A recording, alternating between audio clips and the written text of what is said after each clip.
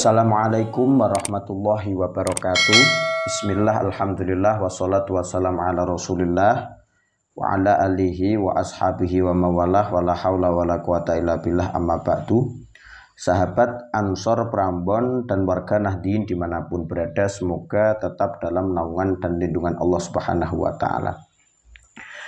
Dalam kesempatan ini, alhamdulillah kita menjumpai bulan Ramadan, bulan yang penuh berkah. Semoga amal ibadah kita diterima oleh Allah Subhanahu wa ta'ala dan menjadi wasilah kita dapat berjumpa dengan Allah di surga nanti. Amin ya rabbal alamin.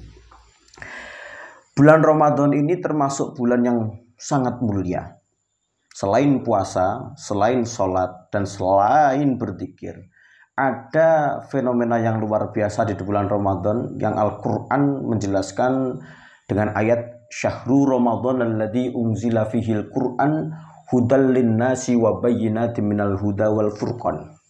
Di bulan Ramadan turun Al-Qur'an sebagai tabyin, sebagai penjelas bagi manusia. Orang kalau tidak punya tabyin, maka dia akan sulit menemukan jalan yang benar. Contoh ya, kita mau ke Surabaya, tidak pernah kita ke Surabaya. Tentu kita akan tanya terhadap orang minimal Google Maps, karena kita punya smartphone. Nah, jalan yang kita tanya ke orang atau kita tanya ke Google Maps itu tabyin. Orang kalau tidak punya tabyin, pasti akan tersesat dan sebagainya. Maka kita harus punya tabyin, artinya penjelas bagi kita jalan mana yang benar. Dan Al-Quran itu merupakan tabyin kita untuk usul kepada Allah, kepada ridha Allah Subhanahu wa ta'ala. Maka di dalam Al-Quran itu satu-satunya kitab yang menjadi mukjizat. Dan mukjizat yang menjadi kitab itu hanya Al-Quran, tidak ada yang lain.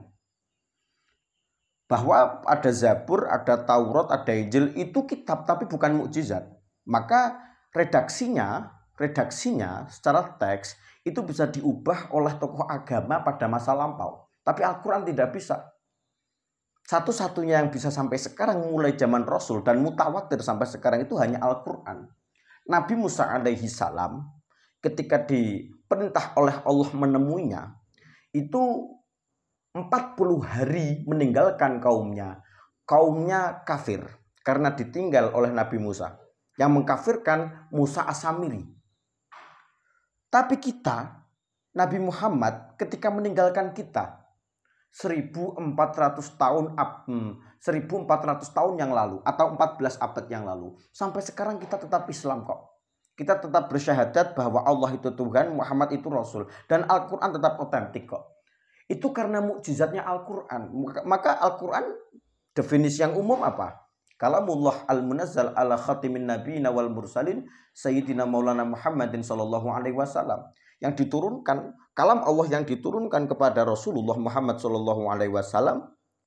Kemudian al-mu'jiz bilafdihi, mukjizat lafadznya saja itu mukjizat, al-muta'abbad bi qiraatihi, membacanya saja itu sudah termasuk ibadah meskipun tidak paham maknanya. Mukjizat yang relevan sampai sekarang dan tidak pernah selesai dibahas dan dikuak dengan ilmu pengetahuan itu hanya Al-Quran. Contoh mukjizat Nabi yang lain. Ada Nabi Daud alaihissalam mempunyai mukjizat suara yang sangat indah ketika beliau melantunkan qiraat. Maka daun yang mau turun itu berhenti. Dan bisa didengar sampai radius 200 mil. Itu Nabi Daud. Sekarang lebih dari 200 mil. Ada handphone. Handphone ini bahkan bisa jutaan mil.